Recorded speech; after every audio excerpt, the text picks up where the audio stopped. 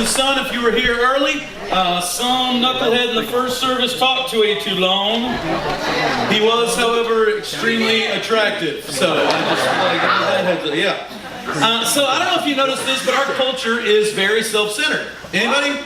That's a shock. Okay, so here's some ways that I noticed that. I don't know if you guys have been noticing the same things that I noticed, but one of them is that we have this deep desire feeling that we have the right to comment on absolutely everything. Matter of fact, I don't know if you know this, if you're an older person, the reason that teenagers have gravitated away from Facebook into things like Snapchat and Instagram is because they want to get away from all the place where all the adults gripe at each other in the comment section. And so, that's kind of a thing that happens. And so, I'm not saying never comment on anything. I'm just saying there is a weird thing in our culture when we go, you know what? Everyone needs to know the dryness of the muffin that I had this morning, and they deserve to know my opinion on it. I just want you to know that I spoke with the rest of the world. They're fine not knowing. And so, but we have this weird feeling that we have to comment on everything. We have a self-centered culture in that we believe many times that we're the ones in need.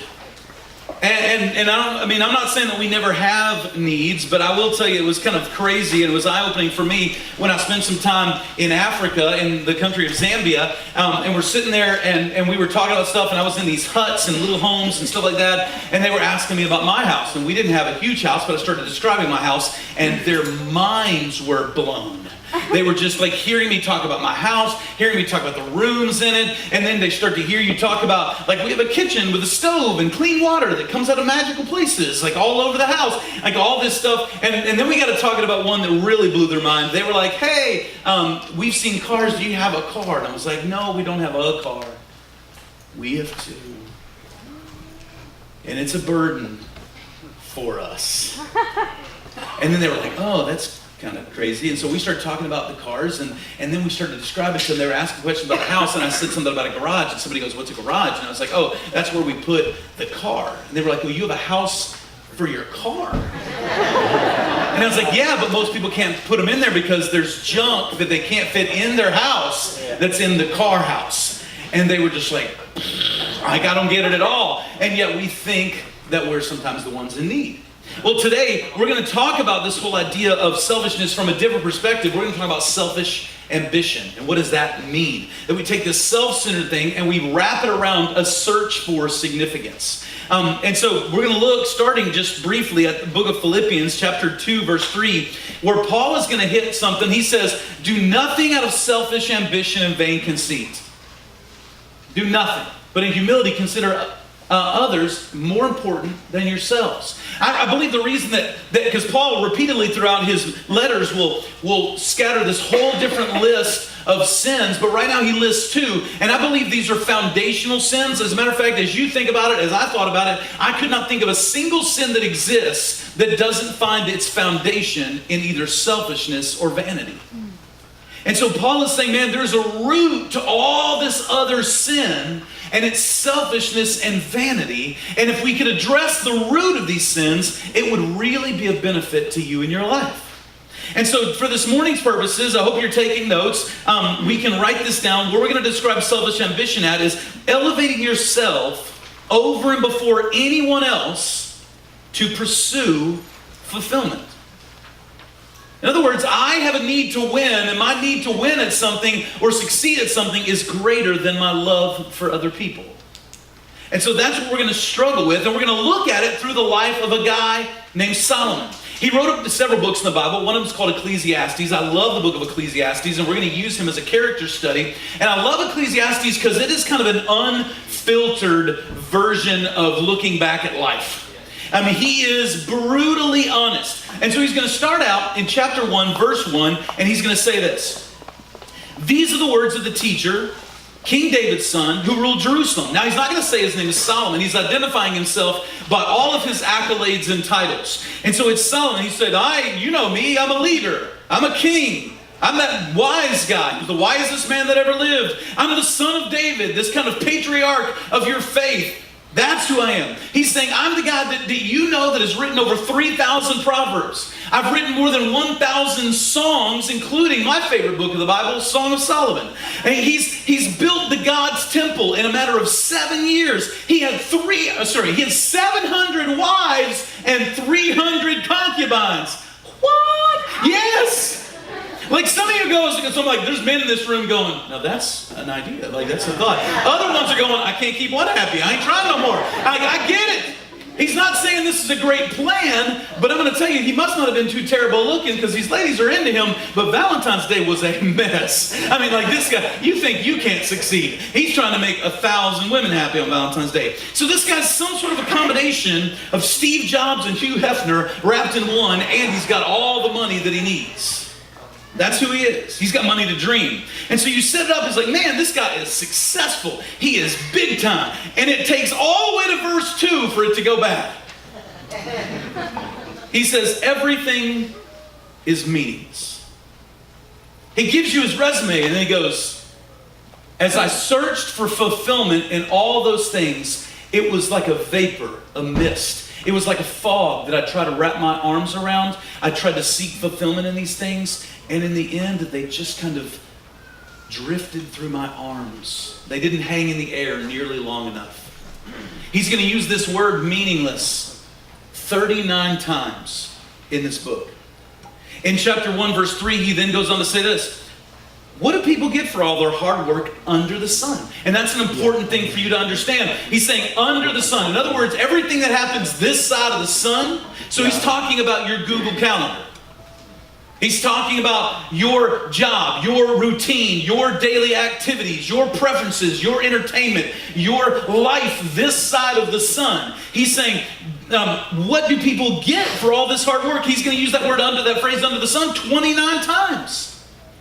He's going to say in verse 4, generations come, but the earth never changes. He's like, every generation comes up, they think they've got the answers to everything, and then they all die, and the next generation thinks the same thing, and the next generation thinks the same thing, and none of them that are chasing these wrong things are actually accomplishing much of anything.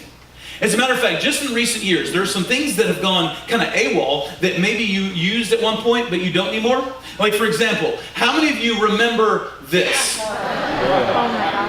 If you don't, let me give you a sound help. It went like this.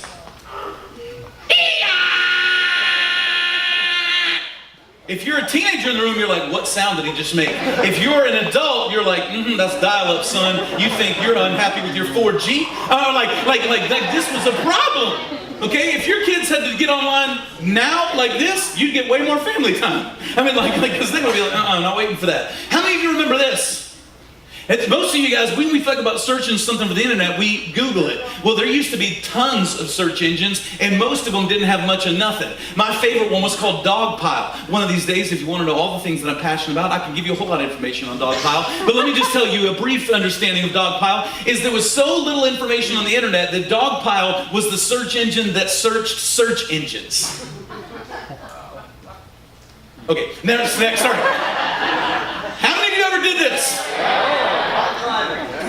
While driving. Now you can't text or drive. You used to be able to unfold a bed sheet in front of you. I mean, like it's this huge thing. But we would look silly for doing it now. Those things are gone. What about this next one? Yeah. Okay? Yeah, man, you got to get 25 cents. Like, listen, when we were on a youth trip, if those kids wanted to talk to their parents, they had to want it. They had to have a quarter they were willing to part with and a line they were willing to wait in. There were a lot of problems that came up on youth trips that never made it back home to mom and daddy because they were like, we'll just be friends again. I ain't waiting in that line. Like, it was a beautiful thing when you went on a youth trip. Now, somebody hurt my feelings. Mama! Okay, anyway. So, next one. How many of y'all remember these things? Oh, man, I had like 12. I look like a Batman utility belt, man. I love it. Like, I'm important. I got pagers. Next. If you're a young person, let me explain. This is where date night started on Fridays. Okay? And this, I don't know how many of you did this, where you call ahead. Is this movie in? No, there's supposed to be 2 return tonight. Okay, hang up. 15 minutes later. Hey, is that movie in yet? You go sit there and wait and dig through the little drop box. Okay, I'm the only one. Okay, so, okay. Next. And we lose words like this. As if. We've lost some very important cultural things in our time. And I think the phrase "as if" may be one of the biggest ones. By the way, I love that movie. All right, so anyway. At one point, those were the height of technology, right? Gone. Because it goes and it goes. See, everything that you put into it, every generation that thinks they've achieved something great, at some point, every one of those inventions, all of that technology, all that stuff ends up with someone else in a garage sale or a trash can. And as a matter of fact, I'm not trying to be kind of like painful for you this morning, but we kind of end up the same way. Like, we think we're something great, but at some point, a lot of people will show up, they'll cry the morning of your funeral, then they're going to go home and they're going to binge watch The Office on Netflix. And it's not that they didn't care for you, but life goes on. And some of you guys are sitting here right now, you're like, I thought church was supposed to be a happy place. Normally Jason makes us laugh. This is super depressing. Welcome to Depression Point Baptist Church. We're glad you guys are here this morning. Here's the deal. Solomon wants to teach us about selfish ambition. And he's going to do it because he did a life experiment on it. He chased it all. He chased knowledge. That's one of the first ones on your blanks that you have. In chapter 1, verse 13, he said, I devoted myself to search for understanding, to explore by wisdom everything being done under heaven, under the sun. God gave him wisdom. God went to Solomon and said, I'll be like a genie. I will give you anything you want. I don't know why he asked for wisdom. I would have gone with something else, like the gift of flight, smaller stomach, bigger biceps, something. I would have asked for a million more wishes, like something, but he asked for wisdom. And so Solomon is the wisest man that ever lived. No one can rival his intellect. He won every trivia contest. He aced his SATs. You're not as smart as Solomon was. And look at verse 16 though. He says, and I said to myself, look, I'm wiser than any king who ever ruled Jerusalem before me. But I learned firsthand that pursuing all this is chasing the wind. To increase knowledge only increases sorrow. He says, I had wisdom, I had the PhD, I subscribed to Wired magazine, man, and yet it evaporated right in front of me when I tried to use it to fulfill my life. And here's why. You can write this down. Because information never guarantees transformation. Now that was good. Come on. Wake up, 9:30. All right, so listen. Information never does. Knowledge alone rarely changes our behavior. It rarely changes our heart. Like, we all live in a world where we know it's unsafe to text and drive. But some of y'all are going to struggle to get out of the parking lot without breaking that rule. There's a lot of us, we know saving money, not spending extravagantly is a wise choice. And yet we don't. We've all heard of the apple cider drink diet thing, but it's disgusting, so we don't do it. I mean, like, we have knowledge, but it hasn't altered behavior. And that's what Solomon's going to say. Knowledge, he's going to say that knowledge, my having knowledge and information, didn't lead me to what I thought it would. The second thing that he tries is good times. I love that Deanna is hunched over as if she's sneaking. We see you, Deanna. Okay. He says in chapter 2, verse 1, it's like, if we do that, they can't see me now. I'm 235 pounds standing behind a tiny table. All right, sorry. All right, here we go. Chapter 2, verse 1, he says, I said to myself, come on, self. Let's try pleasure.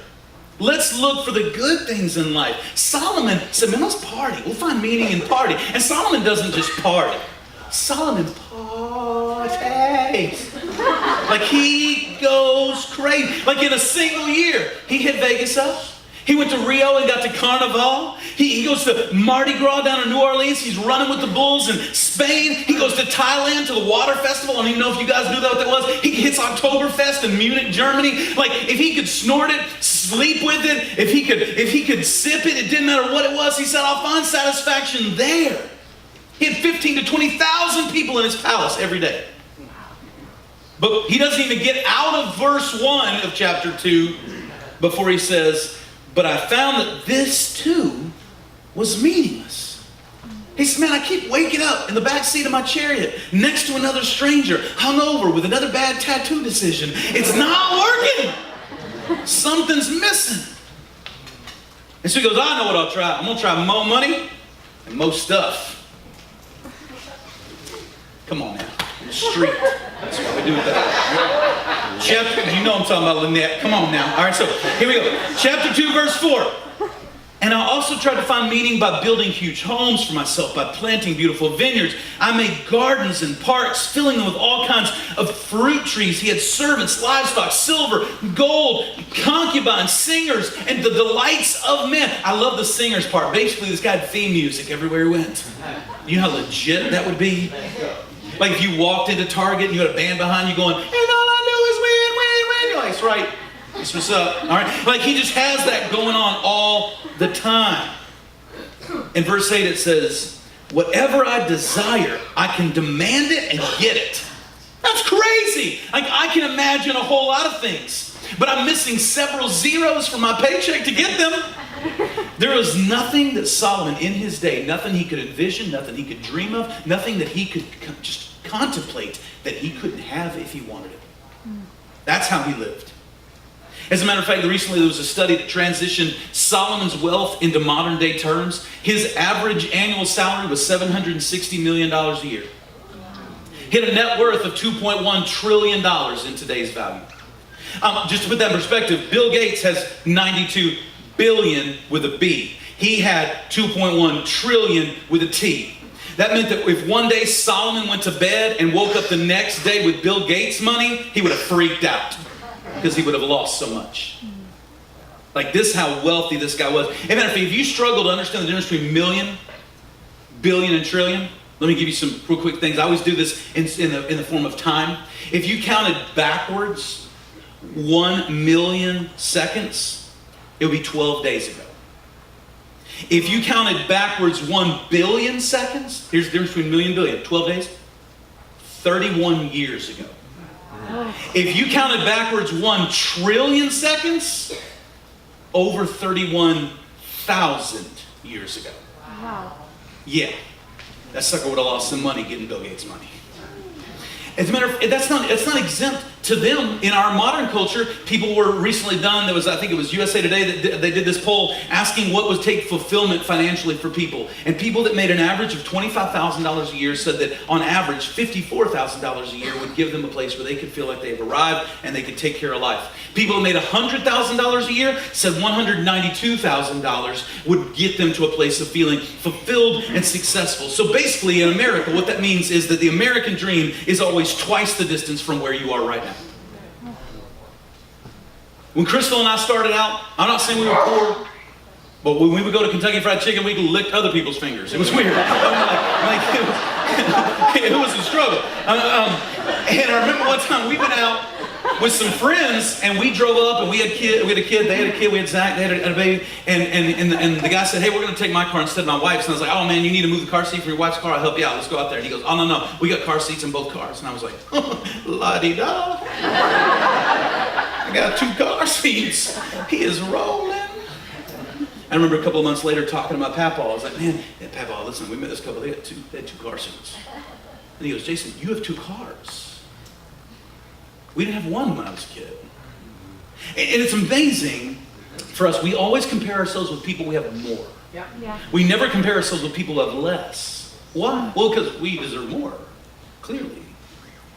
Comparison drives selfish ambition.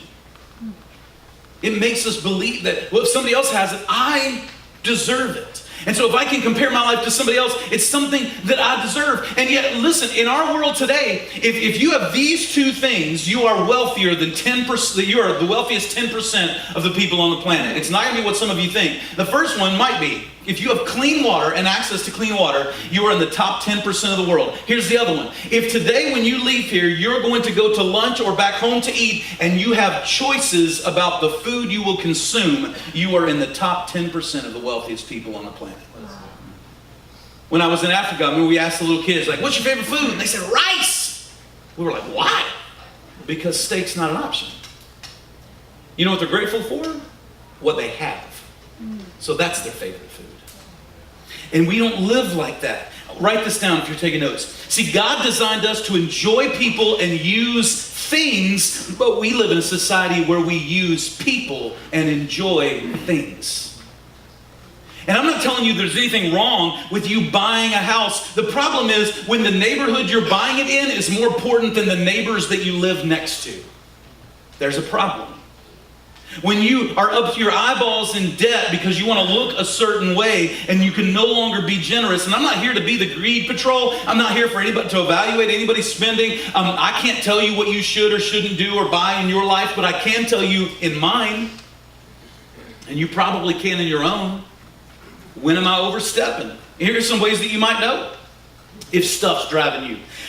If you go shopping and you feel an adrenaline rush, you got a problem. If the newest iPhone comes out or the newest phone comes out and you get yours and your heart starts to beat a little bit faster, there's a problem there.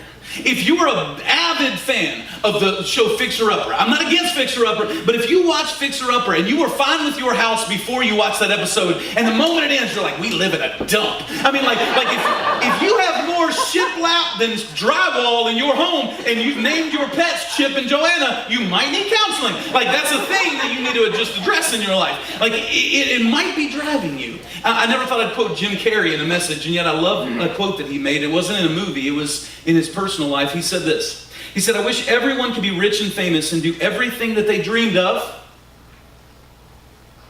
to see that it's not the answer. That's what Solomon's saying. He said, man, I tried wealth, I tried possessions, and again, like a mist, a vapor, I tried to wrap my arms around it for fulfillment, and it came up empty. So then Solomon goes, well, let's try success at work. I mean, we live in a culture, man, we're driven. Let's be successful at work. I'm just going to find meaning in my career path, and maybe you have a noble career path. I mean, like, I will tell you, for me, I'm in ministry, I'm a pastor. How can you abuse that? And yet I tell you I did. Where climbing a ladder of ministry success began to be much more important than the ministry to my family, and it became a problem. And God had to do something in my life in order to get me to a place where I could elevate others instead of myself. But you see this from Solomon. He said in chapter 2, verse 18, he said it, I hated all of my work that I labored at, here's that word, under the sun, because I must leave it to one who comes after me. I don't know if you've ever thought about that. Everything that you earn, every dollar you earn, everything you ever buy, some sucker who did nothing is going to have it at some point. Somebody who didn't earn it, didn't work for it, didn't deserve it, is going to possess it. He goes on to verse 22. He says, for what does a person get with all their work? Like, what does this really gain? With all the efforts that you labor at under the sun. Verse 23, for all his days are filled with grief, and his occupation is sorrowful, and even at night his mind does not rest. How many of you, your work ever kept you up at night? It's become such a focus of you. You're like, man, I'm trying to enjoy my family and just get some rest, and all I can think about is what's going on at the office right now. He at the end says, this too is futile. Like, whatever it is you're worried about, what value is there? See, we get so focused climbing the ladder of success that we never stop to realize that it's leaning against the wrong wall. We've climbed up to something that has no value. So what's the answer? Well, I'm going to ask you to be really honest. You don't have to say these out loud. You can write these down or you can just think it. But if you completed this sentence, if I could only get more of blank, my life would be better. What would that be for you? Listen, I know we all want to say, Jesus, easy, that's what Jesus said. But is that really how you live? I'll be honest with you. It rotates on my days. Sometimes it's Jesus. Sometimes it's money. Sometimes it's free time. Sometimes it's a nap. Like, what he's saying is that if that thing that fills that blank is something under the sun, if the most predominant thing that you're looking to make your life better is under the sun, it won't fulfill you and you'll end up asking, now what? Like, if the focus of your life, there's nothing wrong with education, but if you think that getting a certain degree or education is going to be the thing that fulfills you, you're going to one day be handed that degree and then have this sobering thought of, now what? If you think, man, if I find the girl of my dreams or the guy of my dreams, singleness is my problem. If I could just get into a relationship, that would give me all the fulfillment I need. And then you get married. Now what? Or maybe you start chasing something else. You chase the job or the promotion or a certain level of income or a certain house or a certain trip or a certain goal, and you achieve it, and then you step back and go, now what? Because listen, we've all had that experience. You bought a new car, a new house, and you have the same conversation. No one's eating in here ever. Don't walk out the car with shoes on. And it lasts about 2 weeks, right? Because now what hits? And you realize this thing's not going to last anyway. In chapter 2, verse 9, he says, it was all so meaningless. There was nothing really worthwhile anywhere. Now, I know this sounds shocking, but Solomon's not actually trying to depress us. Some of you guys are going, too late. I mean, I get that. But what he's actually doing is he keeps focus on our fulfillment that we're seeking is under the sun, under the sun, under the sun. What he's trying to do is get us to lift our eyes to something beyond the sun. He's saying there is fulfillment to be had, but I've got to get your eyes up to something eternal and not temporary. Something that is not going to rust and fade away. And so he's going to say, and if you've been in church your whole life, this is the point in the message where you've normally had pastors look at you and go, and that's why you need to give up this and stop doing this and never have fun. And when you come to church, you just look miserable. We'll praise Jesus together and then I'll die. Yeah. I went to that church growing up. I was like, I don't want to go there. It might shock you what Solomon says next. He says in verse 24, so I decided that there's nothing better than to enjoy food, drink, and find satisfaction at work. He's like, wait, you just said no. Listen to what else he says. Because then I realized that these pleasures are, this is the most important phrase, from the hand of God. For who can eat and enjoy anything apart from him? He's saying that knowledge, fun, work, all these are good things. They're not bad, but they're not the ultimate thing. Finding fulfillment in them is like trying to catch a fog to fulfill your life. It's trying to drink from a mirage in order to satisfy your thirst. It's going to evaporate in front of you if those are the purpose of your life. Several years ago when the Indianapolis Colts won the Super Bowl and Tony Dungy was their coach, he said that he did an interview, said all these coaching buddies of mine that had won the Super Bowl said, hey man, don't get so excited about it because it's not what you think it is. It will never, it's just not as exciting as you think it's going to be. It actually left us feeling very depressed. And he was like, that's weird. I wonder why. And then he won the Super Bowl and he held the Lombardi trophy and he was like, this is great. What was wrong with all these guys? And it occurred to him. See, he was holding up a trophy because he won a series of football games that he got to coach. And the Lombardi trophy can hold the weight of that. And so he went, that's awesome. These other guys were holding it going, I have no meaning, purpose, or fulfillment in my life. And if I can just win this championship, I will finally have the recognition and fulfillment that I've always longed for. And when they held that trophy, it couldn't bear the weight of that. It's a matter of whether or not you are focusing on your life on something that is under the sun or beyond the sun. Because here's the deal, God gave you a desire for something more. We're going to talk a lot more about this next week, but Ecclesiastes 3:11 is my favorite verse in the whole book. He said, God set eternity in the hearts of men so that we might one day seek him. He said, man, I put something in your heart that makes you long for stuff beyond the sun, and you're going to run around trying to find other things that work, and all of it's going to fail. But listen, that's all great news. You're like, what? Yeah, it's great news. Everything else is going to fail you. None of it will fulfill you. And then eventually, you'll look up. And that's what I want. That you would celebrate the giver and not the gift.